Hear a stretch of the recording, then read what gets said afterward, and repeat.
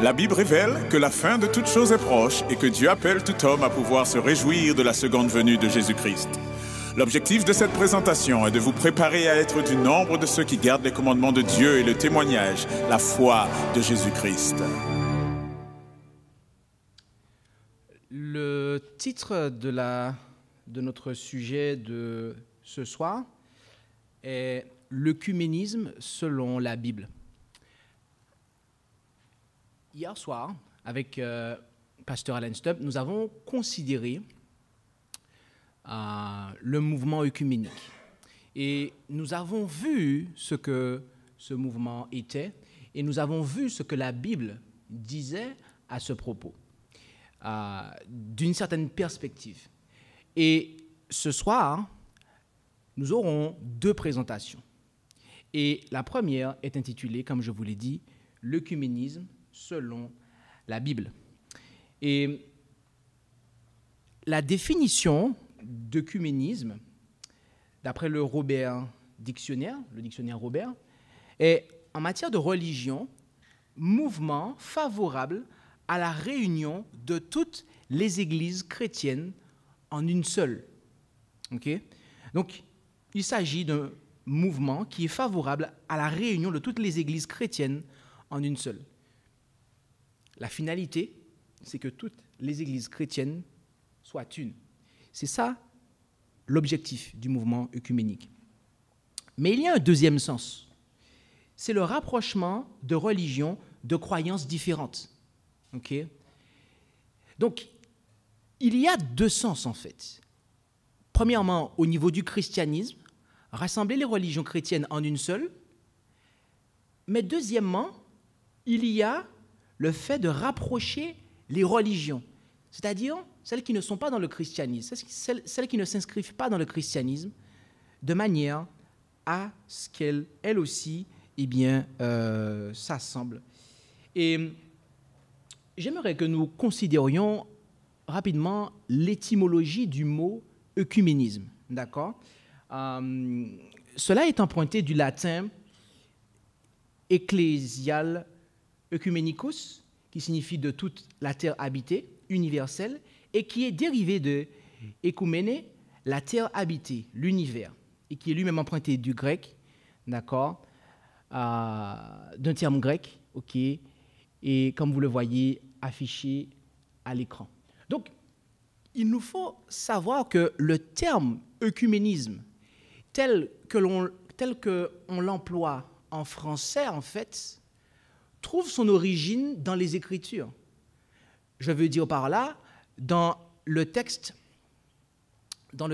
grec, d'accord? Dans le texte grec, ce mot, ok, se retrouve dans la Bible. Et il s'agit des wakoumene, d'accord? Wakoumene est le terme grec que je vais vous inviter à considérer en cet instant.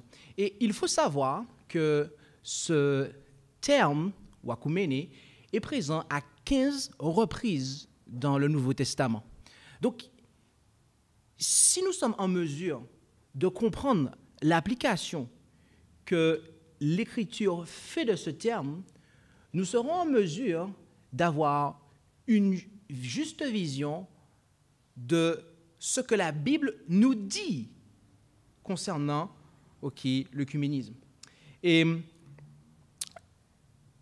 l'une de ces occurrences se trouve en Luc 4, verset 5, où il nous est dit « Ensuite, le diable le mena, en parlant de Jésus, sur une haute montagne et lui fit voir en un moment tous les royaumes du monde. » Okay? Et là, monde est traduit à partir de wakoumene. Okay? Donc, ici, le diable a pris Jésus, alors qu'il était homme sur cette terre, et l'a amené sur une haute montagne pour lui montrer tous les royaumes du monde. Mes amis, Satan est le dirigeant de ce monde. C'est lui qui est le dirigeant de l'œcuménisme. Et lorsque ce terme apparaît dans les récits eschatologiques, c'est-à-dire les récits qui ont trait à la fin des temps, wakumene, qui est à l'origine du mot œcuménisme, n'est jamais employé dans un sens, au sens positif. D'accord? Remarquez cela. En Apocalypse 3, verset 10, il est dit « Parce que tu as gardé la parole de ma patience, moi-même je te garderai de l'heure de la tentation qui doit venir sur le monde. » Wakumene. Okay? Ici, le monde est traduit à partir de wakumene. Le monde entier pour éprouver les habitants de la terre. Okay? Donc, l'Écriture nous dit qu'il y a une tentation qui doit venir sur le monde. Une tentation doit venir sur le monde entier pour éprouver les habitants de la terre. Et ceux qui auront gardé la parole de Dieu, eh bien, en seront préservés.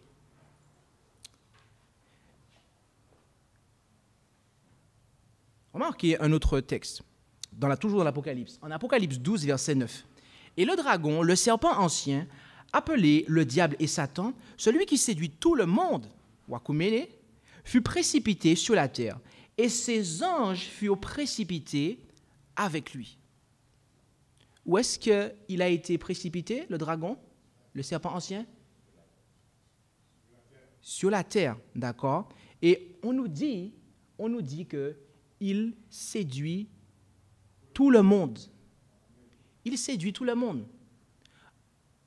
Il y a une différence entre être tenté et être séduit, n'est-ce pas? Quand vous êtes tenté, c'est que vous avez succombé. Je veux dire, quand vous êtes séduit, c'est que vous avez succombé à la tentation. OK? Mes amis, l'œcuménisme, c'est le fruit de la séduction de Satan. Ça veut dire que c'est l'acceptation de la tentation, en fait.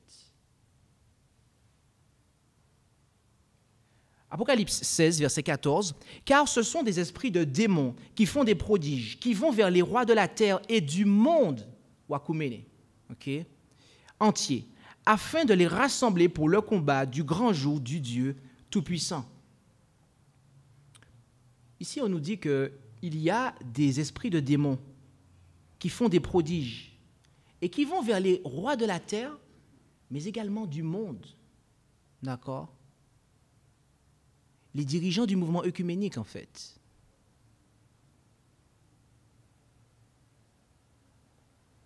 Donc, je ne sais pas si, arrivé ici, vous arrivez à saisir ce dont nous parlons, mais permettez-moi de vous rappeler, si vous n'êtes pas arrivé à saisir ce que nous avons dit, que Apocalypse 18 nous dit que Babylone est tombée. Elle est tombée, la grande. Elle est devenue un repère de tout oiseau immonde et de tout esprit immonde et impur. OK?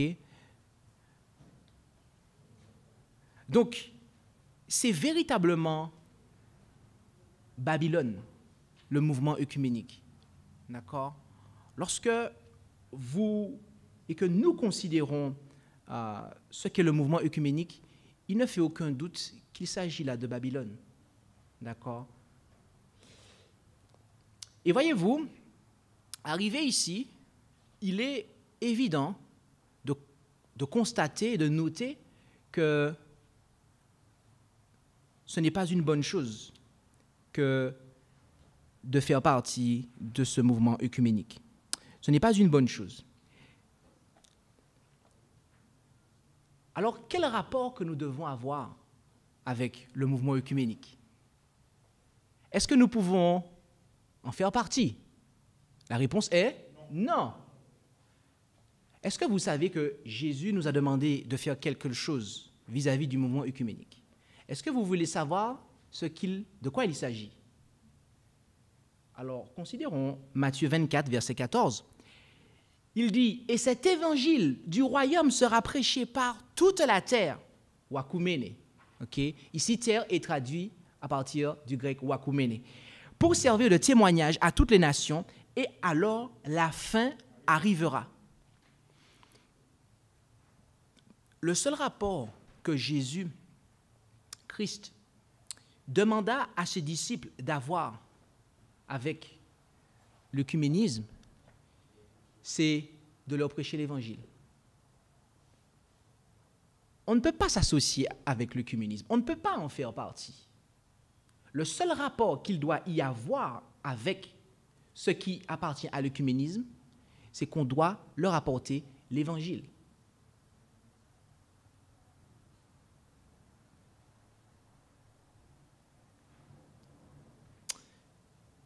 Vous savez, il y a ce que l'on appelle le dogme de l'infaillibilité papale. Combien d'entre vous avez déjà entendu parler de cela? OK.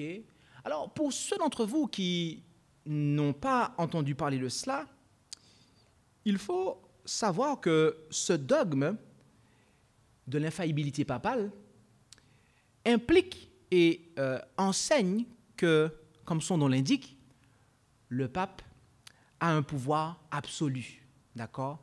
Et que le pape ne se trompe pas, ok? Et voyez-vous, il y a un problème avec ce dogme. Il y a un sérieux problème. C'est que ce dogme va à l'encontre de ce que nous dit l'Écriture. L'Écriture nous dit que c'est Dieu qui est infaillible. Sa parole est certaine. Et qu'on peut s'y appuyer.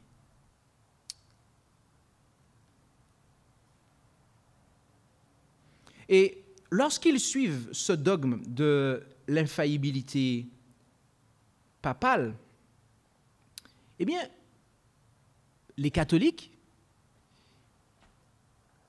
exercent leur foi non pas sur la base de ce que dit l'Écriture, d'accord,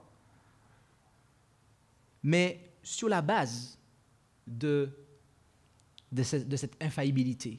Le pape a parlé, il dit quelque chose, l'Église accepte et l'Église a le dessus sur ce que la Bible peut dire.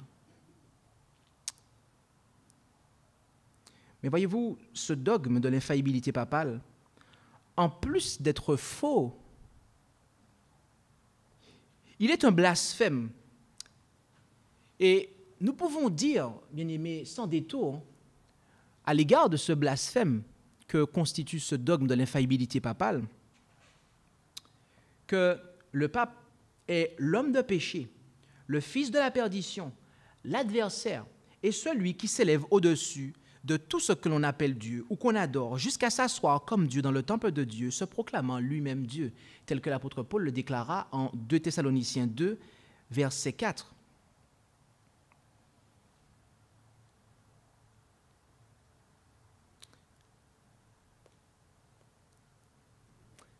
La raison pour laquelle nous avons, durant quelques instants, parlé de l'infaillibilité papale, après avoir mentionné ce que nous dit l'Écriture concernant l'œcuménisme. L'Écriture qui fait autorité. La foi vient de ce que l'on entend, comme on l'a vu et rappelé hier soir, et ce que l'on entend vient de la parole de Dieu. On ne peut pas placer sa foi sur un quelconque concile. On ne peut pas placer sa foi sur un quelconque credo d'église. Et on ne peut pas placer sa foi sur un quelconque « ainsi a dit le pape ». Mais on ne devrait placer sa foi que sur un « ainsi a dit l'Éternel ». Mais ce qui se passe, en dépit de tous les avertissements que l'Écriture nous donne concernant l'œcuménisme, et l'Écriture nous montre qui est derrière ça. Hier, on l'a vu. Là, on le voit encore sous une autre perspective. Le pape, lui, est décidément opposé à cela. En effet, dans un article que vous pouvez trouver sur le site Vatican News, il nous est dit que l'œcuménisme n'est pas une chose optionnelle, rappelle le pape. Au terme de la catéchèse de ce mercredi, le Saint-Père a lancé un appel en vue de la semaine de prière pour l'unité des chrétiens qui aura lieu du 18 au 25 janvier prochain. Donc là, il s'agit du 18 au 25 janvier de l'année 2019. C'est déjà passé. D'accord? Et il est dit ici, vendredi prochain, avec la célébration des vêpres en la basilique Saint-Paul hors les murs, commence la semaine de prière pour l'unité des chrétiens sur le thème « Tu rechercheras la justice, rien que la justice », a rappelé le pape François au terme de l'audience générale de ce mercredi. Cette année aussi, nous sommes appelés à prier afin que les chrétiens redeviennent une unique famille, a-t-il dit, en cohérence avec la volonté divine qui veut que tous soient un. Et il cite là Jean 17, verset 21, ou tout du moins une partie. A-t-il ajouté, avant de souligner, l'œcuménisme n'est pas une chose optionnelle. Et ça, c'est le pape qui a déclaré ça au début de l'année.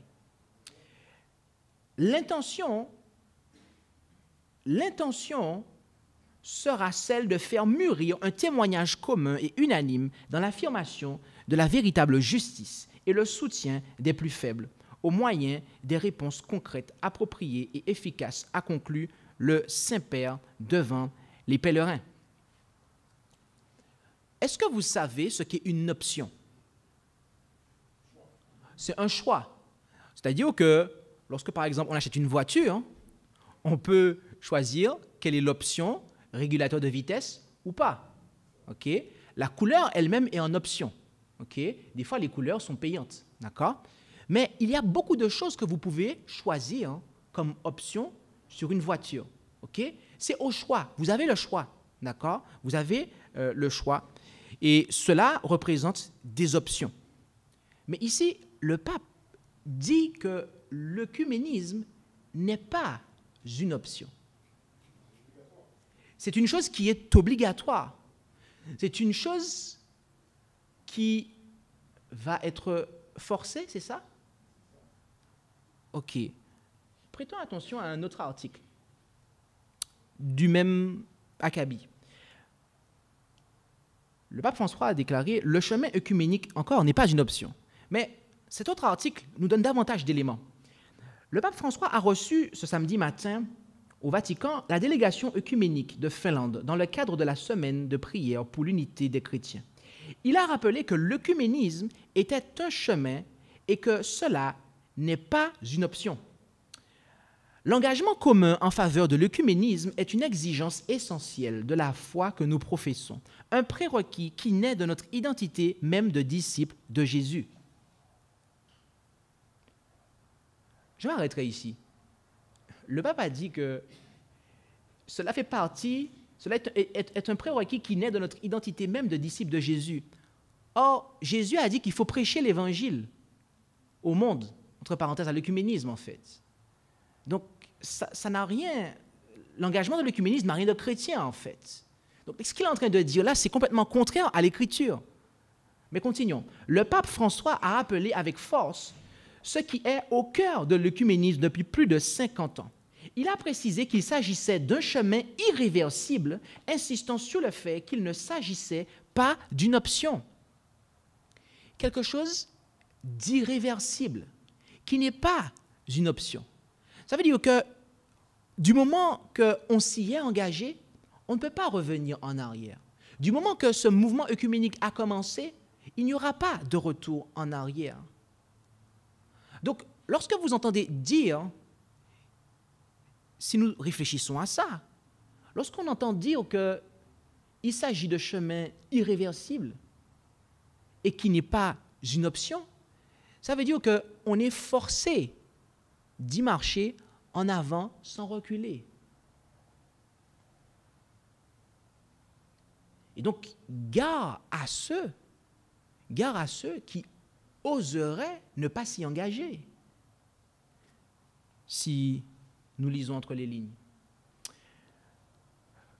Et le paragraphe suivant dit quand nous prions ensemble, quand nous annonçons ensemble l'Évangile et que nous servons les pauvres et les nécessiteux, nous nous retrouvons nous-mêmes sur ce chemin et le chemin lui-même progresse vers le but de l'unité visible, a en outre rappelé le pape.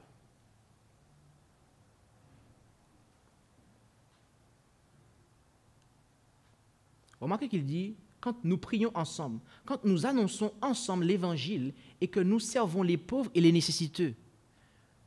Vous ne trouvez pas qu'il y a une contradiction ici?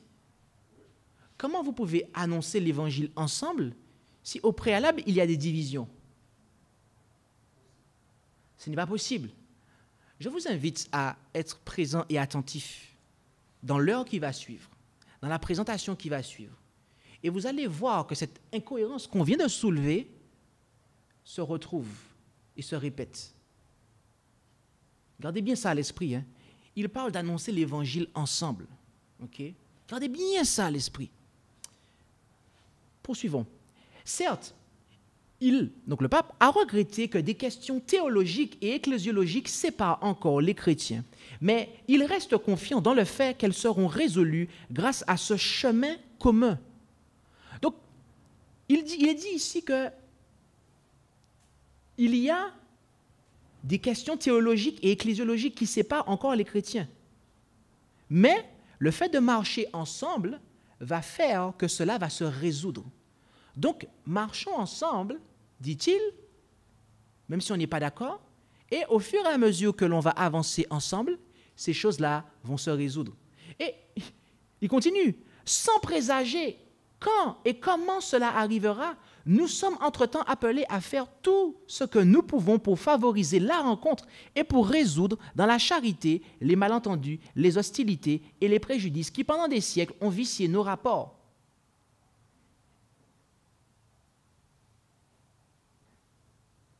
Il dit ici que nous devons favoriser la rencontre et résoudre dans la charité les malentendus et les hostilités et les préjudices qui, pendant des siècles, ont vicié nos rapports.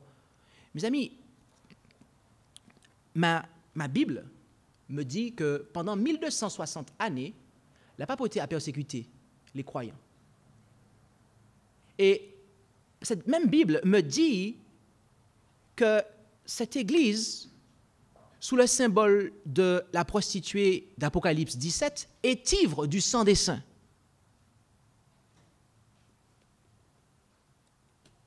Et là, on vient dire aux gens que les préjudices, les hostilités ont vicié nos rapports. En fait, la papauté doit se repentir, en fait. L'Église catholique doit se repentir des péchés qu'elle a commis, en fait.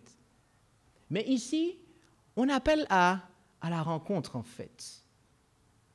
Les deux parties doivent s'humilier, en fait, de manière à ce que cette unité puisse avoir lieu. Plus loin, il est dit, les chrétiens ne sont pas seuls. Sur ce chemin commun, les chrétiens peuvent compter sur la tradition à estimer le pape.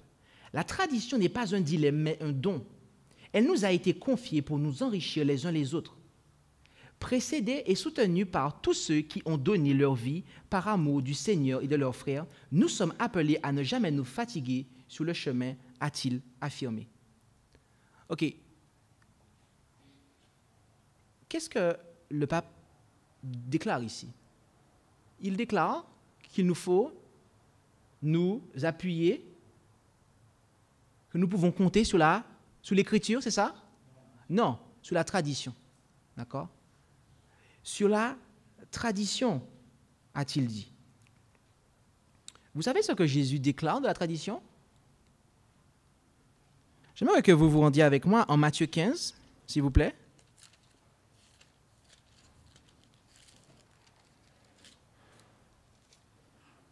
Matthieu 15, et lisons du verset 3 à 9.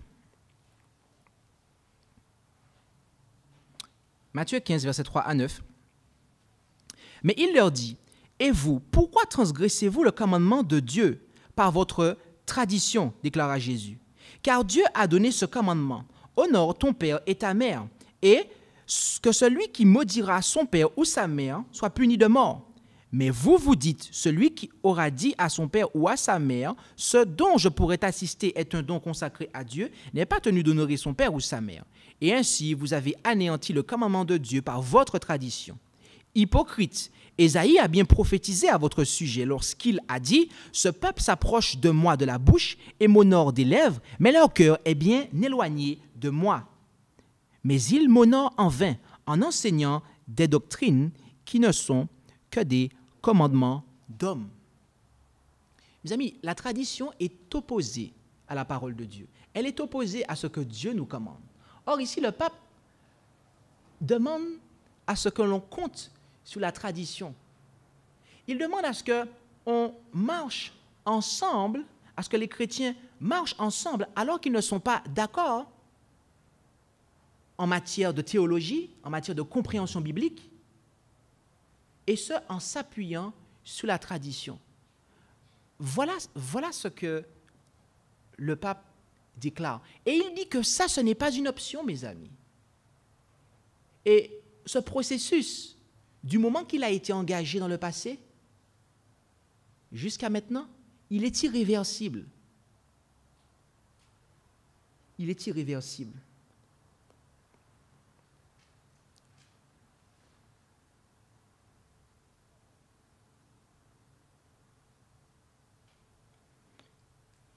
Est-ce que vous savez quelle est l'une des traditions de l'Église catholique romaine?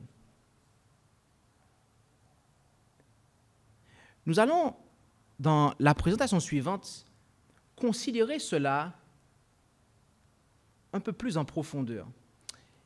Mais remarquez que dans l'article précédent, le pape avait dit, et c'était basé sur Jean 17, verset 21, en disant que tous soient un. Je vous invite à vous rendre avec moi en Jean 17, verset 21.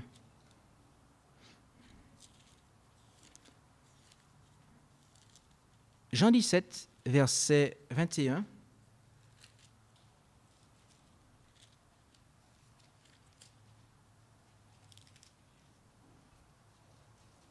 Et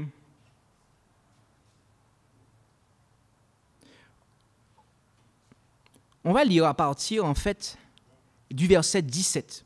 Et on va continuer. Mais c'est le verset 21 qu'il a cité. Et là, il est dit, « Sanctifie-les par ta vérité, ta parole est la vérité. Comme tu m'as envoyé dans le monde, je les ai aussi envoyés dans le monde. Et je me sanctifie moi-même pour eux, afin qu'eux aussi soient sanctifiés par la vérité. Or, je ne prie pas seulement pour eux, mais aussi pour ceux qui croiront en moi par leur parole, afin que tous soient un, comme toi, ô Père, tu es en moi, et moi en toi, afin qu'ils soient aussi un en nous, pour que le monde croie que c'est toi qui m'as envoyé. »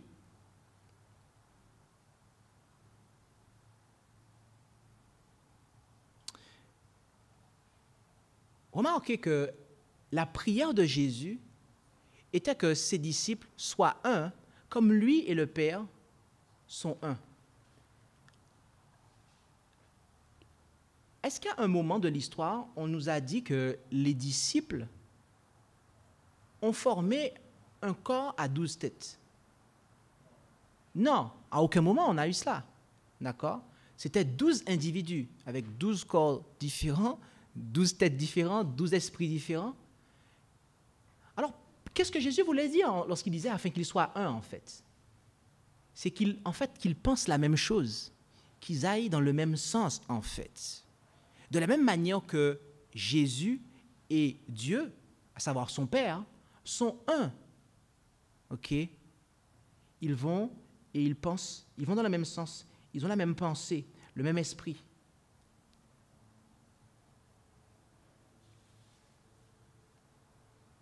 Et c'est sur la base de l'unité qui existe entre le Père et le Fils que Jésus a voulu que ses disciples soient un. Est-ce que Jésus a voulu que ses disciples soient unis dans l'adoration du Dieu trinitaire? Est-ce que c'est ce qui est marqué dans la Bible? Non, il a dit « afin que tous soient un, comme toi et moi, nous sommes un ». Mais l'Église catholique, comme on l'a vu hier, et comme on va le voir durant les présentations ultérieures, elle met les gens en communion avec la Trinité. Elle met les gens en communion avec la Trinité. Donc, de ce fait, c'est bel et bien pour ça que, pour faire partie du mouvement œcuménique, il faut accepter le Dieu trinitaire, comme on l'a vu hier soir. Mes amis, je ne sais pas si, arrivé ici, vous commencez à vous rendre compte de la chose suivante. Mais c'est que le mouvement œcuménique est en fait le piège que la papauté tend aux églises protestantes pour revenir sous son bercail, pour revenir sous sa coupe.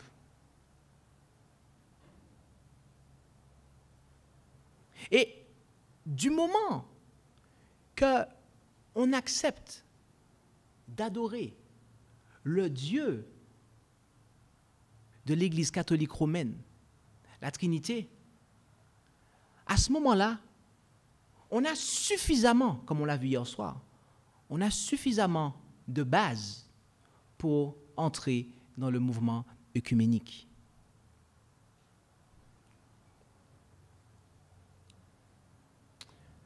Le pape, dans l'un de ses articles, a parlé de justice.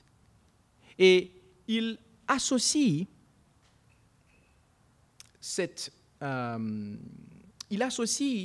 le fait de marcher dans cette justice avec le mouvement œcuménique, en faisant comprendre, comme on l'a lu tout à l'heure, que c'est dans cette voie-là, en fait, qu'il pourra y avoir de la justice. Si je reprends ces termes, oui, à la fin, il dit, revenons sur le thème précis de cette semaine de prière pour l'unité des chrétiens, c'est la justice, rien que la justice que tu rechercheras, Deutéronome 16, 18 à 20.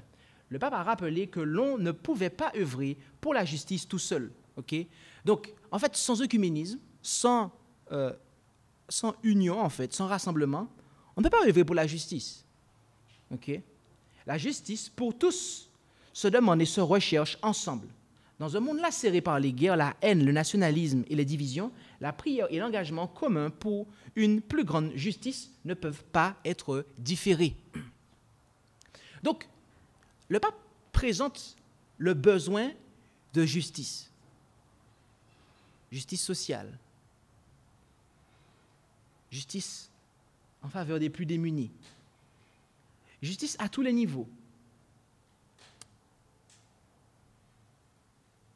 Et pour cela, il fait comprendre qu'en fait, c'est la division qui crée les injustices.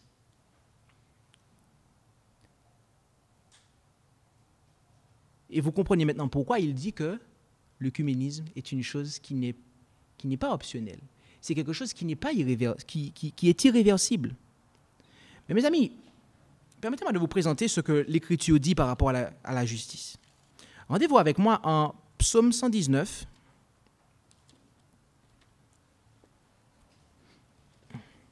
Où allons-nous? Psaume 119, c'est exact. Et nous allons aller considérer le verset 142.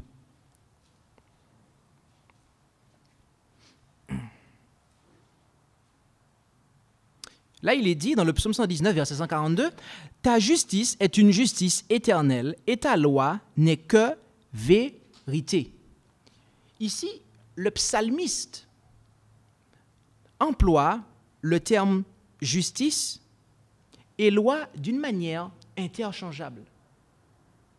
Autrement dit, la justice de Dieu, en fait, c'est sa loi. Et il est dit qu'elle n'est que vérité. Mes amis, il ne peut pas y avoir de justice si on met la loi de Dieu de côté. Or, le pape, c'est ce qu'il demande, en fait. En résumé,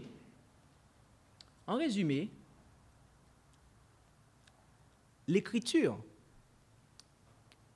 nous présente que le mouvement œcuménique, qui n'a aucune motivation pour la vérité, mais que pour le rassemblement, sans fondement scripturaire et sans fondement de vérité biblique, eh bien, cela ne vient pas de Dieu. Il nous fait comprendre que c'est Satan qui est à l'origine de cela. L'Écriture nous fait comprendre que Satan est à la tête et le dirigeant de ce mouvement œcuménique. D'accord? Et à chaque fois que les récits eschatologiques, c'est-à-dire les récits qui ont trait à la fin des temps, font référence à cela, cela n'est jamais positif en fait.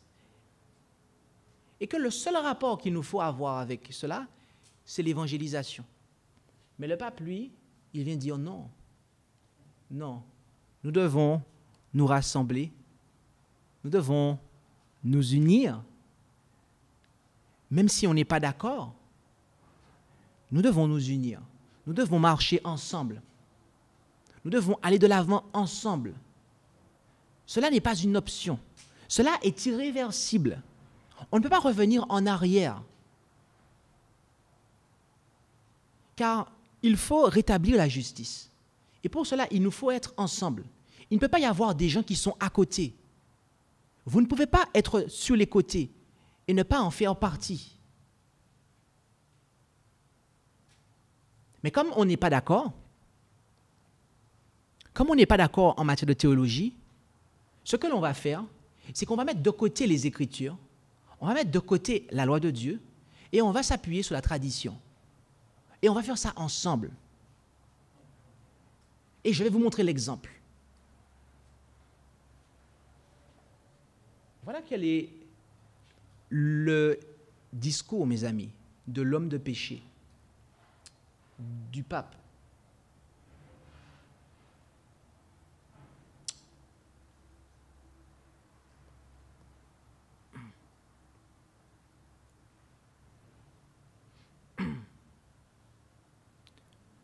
Est-ce que vous vous rendez compte que la papauté est soi-disant en faveur de la liberté religieuse? Soi-disant. Sur certains papiers, c'est ce qui est marqué. Elle envoie ses représentants dans certaines réunions en faveur de la liberté religieuse. D'ailleurs, les protestants, aujourd'hui, ils sont en faveur de la liberté religieuse. Mais mes amis, la liberté religieuse consiste en quoi, en fait? N'est-ce pas adorer selon ce que notre conscience nous dit et se dicter par les Écritures? N'est-ce pas cela? D'accord. Alors, pourquoi dit-il que on n'a pas le choix, en fait, que d'aller dans ce sens et de mettre de côté les Écritures? Il y a là un véritable problème, mes amis. Il y a là un véritable problème. Vous savez, la Bible nous parle d'une crise sans précédent. Et en réalité, on l'a vu tout à l'heure en Apocalypse 3, verset 10, lorsque nous avons lu « Parce que tu as gardé la parole de ma patience, moi-même je te garderai de l'heure de la tentation qui doit venir sur le monde entier pour éprouver les habitants de la terre. » Apocalypse 13 nous parle de cette crise. Et j'aurai l'occasion d'y revenir un peu plus en profondeur ce sabbat lorsque j'aborderai le message du troisième ange. Car nous allons considérer les messages des trois anges à la lumière de ce thème qu'est l'œcuménisme. Et ce à partir de vendredi soir jusqu'à samedi, sabbat matin. Et Apocalypse 13 nous parle de cette crise où il y aura, mes amis, une obligation d'adoration. Et cela ne sera pas optionnel. Vous n'aurez pas le choix. Ou devrais-je dire, vous aurez le choix, vivre ou mourir. Mais vous n'aurez pas le choix. Vous n'aurez pas le choix de manière à rester normal et à être à vivre normalement? Non. C'est soit vous acceptez la marque de la bête, soit vous la rejetez. Et voyez-vous, on nous dit que Christ va nous garder. Christ va nous garder lorsque cette heure de tentation va venir. Il va nous garder, mais à une seule condition, si nous gardons sa parole. Parce que le mouvement œcuménique, voyez-vous, comme cela est affiché à l'écran, cette tentation va venir sur tous ceux qui seront embarqués dans le mouvement œcuménique, en fait. Tous ceux qui seront dans le monde, wakumene, dans le mouvement œcuménique. Tous ceux qui seront dedans, mes amis, ils ne vont pas résister à la tentation parce qu'ils seront séduits. Rappelez-vous que lorsque vous êtes séduit, vous êtes après la tentation. Lorsque on est séduit, c'est qu'on a été tenté et qu'on a succombé à la tentation. Et là, cette heure de la tentation qui va venir sur le monde entier, eh bien, tous ceux qui seront du monde, Jésus a dit, ils sont dans le monde, mais ils ne sont pas du monde. Mais tous ceux qui seront du monde, mes amis, tous ceux qui seront dans le mouvement œcuménique, ils seront piégés. Pourquoi? Parce qu'ils n'auront pas gardé la parole de Dieu. Ils n'auront pas gardé la parole de Dieu. Mais ils auront suivi la bête et son image. Bien-aimés, combien d'entre vous, en ce soir, êtes désireux de garder la parole de Dieu? Amen. Mes amis, cela ne se fera pas sans lutte. Cela ne se fera pas sans un certain renoncement de notre part. Car, voyez-vous, dès maintenant, nous devons prendre une décision. Ce n'est pas lorsque cette crise va arriver qu'il va falloir commencer à réfléchir et se dire, bon, allez, là, qu'est-ce que je fais?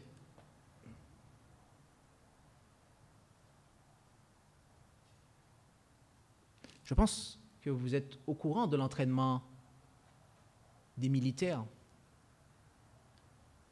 Avant d'envoyer un militaire sur le champ de bataille, on les envoie comme ça, sans entraînement? Non. Non.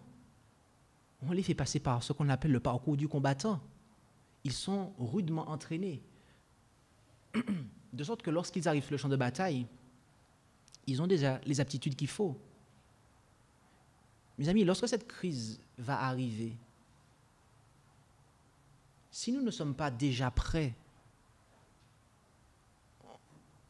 on sera séduit en fait. On sera séduit. Donc, c'est maintenant en fait que cette préparation doit avoir lieu. C'est maintenant que nous devons nous soustraire à l'œcuménisme. Et vous allez me dire, mais je ne suis pas dans le mouvement œcuménique. Si certains d'entre vous ne faites pas partie de l'Église catholique, vous allez certainement me dire, mais je ne fais pas partie du mouvement œcuménique. Je n'ai rien à voir avec cela. Et mes amis, permettez-moi de vous inviter dans quelques minutes, dans la prochaine présentation, et nous allons voir que le mouvement œcuménique est bien plus proche que ce que vous ne pensez. Et voyez-vous, chacun d'entre nous ici doit prendre une décision. Chacun d'entre nous ici devra prendre une décision, mes amis.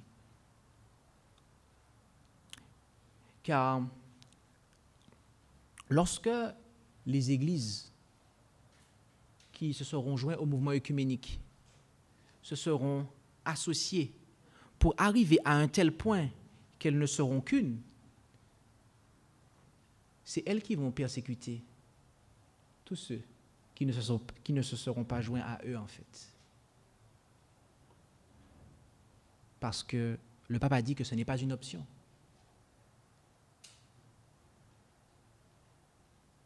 ils diront, si vous vous joignez à nous, vous allez jouir de la liberté religieuse. C'est ça, en fait, le message d'Apocalypse 13. Le message que donne la bête d'Apocalypse.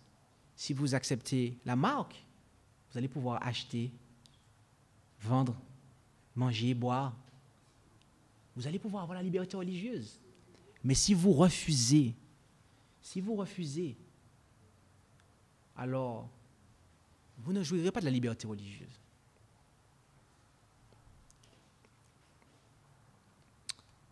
Et voilà comment les persécutions vont commencer, mes amis. Voilà comment les persécutions, sur la base sur laquelle les persécutions vont commencer. Alors, comme je vous le disais, nous devons nous préparer. Vous et moi, nous devons être prêts dès maintenant. Car lorsque cette heure de tentation va venir sur le monde, si on n'est pas prêt, on sera séduit, on va succomber. Donc c'est maintenant que nous devons garder la parole de Dieu. C'est maintenant que nous devons être fondés sur ce que dit l'Écriture. Amen. Et je vous inviterai à prier avec moi.